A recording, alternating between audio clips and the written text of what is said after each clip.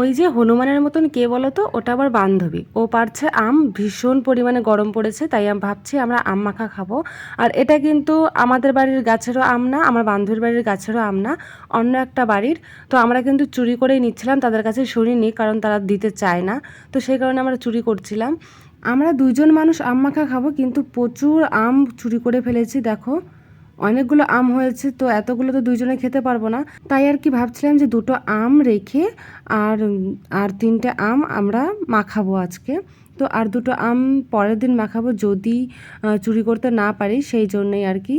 তো আর দুটো আম রেখে দিয়েছি, এখন মাখাবো। আর আমি মাখাবো না, মাখাবে হচ্ছে আমার বান্ধবী। এই দেখো ও কিন্তু আম ছুলতে বসে গেছে। তো ওর হাতের আম মাখা কিন্তু খুবই সুন্দর, তোমরা চাইলে খেতে পারো। তারপর দেখো আম কিন্তু কাটা হয়ে গেছে, তো এর মধ্যে চিনি দেওয়া আছে, আর আমি একটু ভিডিও করে নিচ্ছিলাম। এখন কাঁচা লঙ্কা শুকনো লঙ্কা দিয়ে আর কি মাখানো হবে। তো দেখো কেমন লাগছে দেখতে বলো। আর এবার আমি কিন্তু খাবো, এবার তোমাদের মুখ দিয়ে কিন্তু জল বেরিয়ে যাবেই, এটা আমি শিওর। তো গাইস এই অবধি ভিডিওটা, আর সামনে কিন্তু অনেক ভালো ভালো ভিডিও আসছে।